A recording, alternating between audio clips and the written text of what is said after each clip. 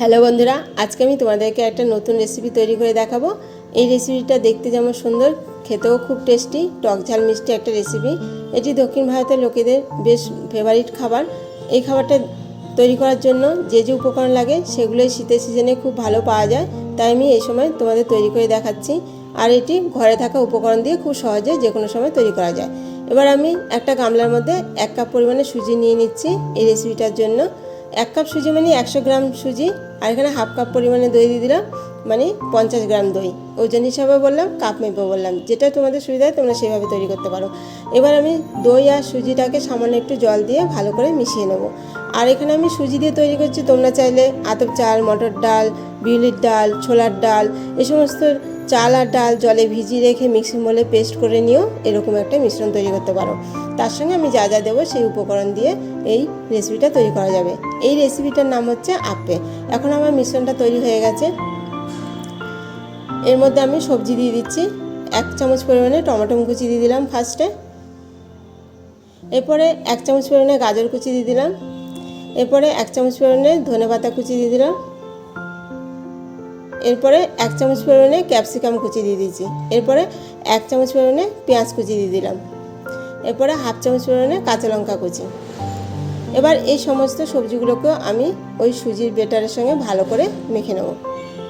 এর মধ্যে সামান্য একটু জল দিয়ে দিচ্ছি, কারণ সবজিগুলো দেওয়াতে একটু শুকনো হয়ে গেছে। এভাবে ভালো করে মিশিয়ে নেব। এবার মেশানো হয়ে গেছে। এবার আমি কিছু মশলা দিয়ে দেবো।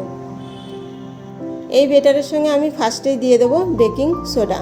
এই বেকিং সোডাটা এই মিশ্রণে একদম প্রধান উপকরণ, এটা দিতেই হবে, না হলে আপ্পেটা ভালো তৈরি হবে না।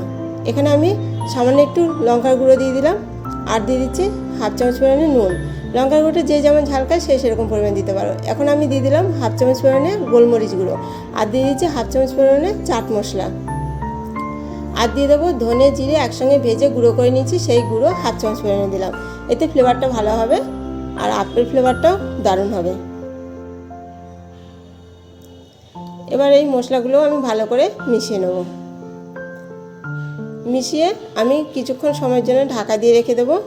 আর এর মধ্যে আমি দিয়ে দেবো আরেকটা ভাজা মশলা। সেটা তৈরি করার জন্য আমি ওভেনে একটা বাটি বসিয়ে তাতে সামান্য একটুখানি তেল দিয়ে দিচ্ছি, গ্যাসটাকে লোতে করে রেখেছি, আর হাফ চামচ পরিমাণে সর্ষে দিয়ে দিয়েছি, আর কয়েকটা কারি পাতা দিয়ে দিলাম। দিয়ে একটু লাল লাল করে ভেজে ওই মিশ্রণের সঙ্গে আমি দিয়ে দেবো। এতে এই ফ্লেভারটা দারুণ হবে। যেহেতু সর্ষে ভেজেছি তাই আমি একটু সর্ষের তেলে ভেজেছি, যাতে ফ্লেভারটা আরও দ্বিগুণ বেড়ে যায়। এই মিশ্রণটাও ভালো করে মিশিয়ে নিলাম। এবার মিশিয়ে এইভাবে আমি আধ ঘন্টার জন্য রেস্টে রেখে দেবো। এরপর আমি একটা চাটনি তৈরি করে নেব।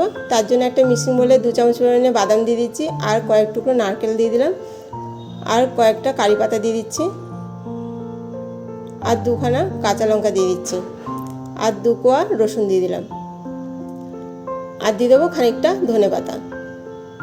এবার এর মধ্যে আমি ভেজে রাখা ধনে জিরের গুঁড়োটা হাফ চামচ দিয়ে দিলাম, আর দিয়ে দিচ্ছি সামান্য একটুখানি নুন, আর দিয়ে দিচ্ছি সামান্য একটুখানি চিনি, আর দিয়ে দেবো আমি তেঁতুল আগেই জলে গুলিয়ে রেখে দিয়েছিলাম, সেই তেঁতুল আর জল 1 চামচ পরিমাণে দিয়ে দেবো। এতে টকটক হবে, টক ঝাল মিষ্টি একটা দারুণ চাটনি তৈরি হবে। এবার সামান্য একটু জল দিয়ে আমি মিক্সিং বলে পেস্ট করে নিয়ে আসবো। এবার আমার পেস্ট করা হয়ে গেছে। খুব মিহি পেস্ট তৈরি করতে হবে। এই চাটনিটা দেখতে যেমন সুন্দর সবুজ, খেতেও খুব টেস্টি। এর মধ্যেও আমি একটা ভাজা মশলা দিয়ে দেবো। তার জন্য ওভেনে একটা বাটিতে রিফাইন তেল দিয়ে সামান্য কয়েকটা সর্ষে দিয়ে দিচ্ছি, আর একটা শুকনো লঙ্কা ভেঙে দিয়ে দিলাম, আর কয়েকটা কারি পাতা দিয়ে দিলাম। গ্যাসটা লোতে রেখেই একটু লাল করে ভেজে ওই চাটনির মধ্যে দিয়ে দেবো। এতে চাটনির ফ্লেভারটাও দ্বিগুণ বেড়ে যাবে, খেতেও খুব টেস্টি লাগবে। এই চাটনিটা কিন্তু শুধু আপ্পের সঙ্গে সে খাওয়া যায় তা নয়, এটি ধোসার সঙ্গেও খাওয়া যায়, ইডলির সঙ্গেও খাওয়া যায়।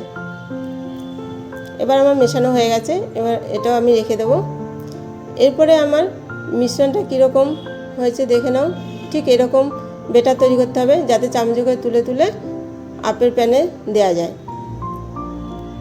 এবার আমি ওভেনটাকে লোতে রেখে একটা আপ্পের প্যান বসিয়ে তাতে রিফাইন তেল দিয়ে দিচ্ছি। রিফাইন তেলটাকে ছোট্ট একটা কাপড়ের টুকরো দিয়ে ভালো করে তেলটা মাখিয়ে দিচ্ছি, যাতে আপ্পেগুলো সহজে উল্টানো যায়। এবার সামান্য একটুখানি রিফাইন তেল আবার সবগুলো বাটিতে দিয়ে তার মধ্যে কয়েকটা করে সর্ষে দিয়ে দিচ্ছি।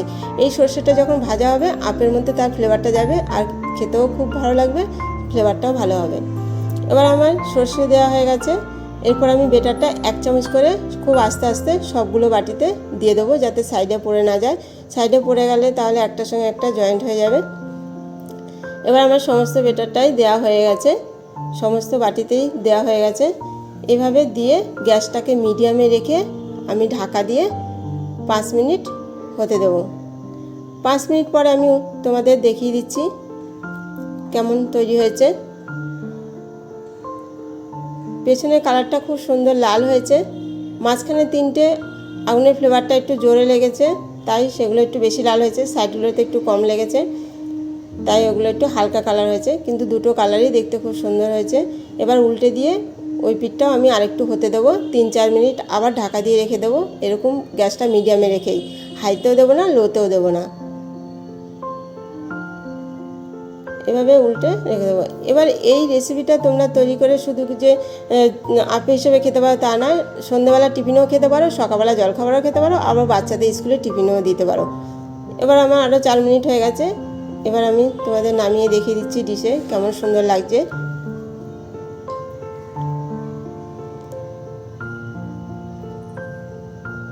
লাল সবুজ সবজিগুলো এই আপের মধ্যে দেখতে খুবই সুন্দর লাগছে। আমি সোজা পিঠ করেও দেখিয়ে দিচ্ছি।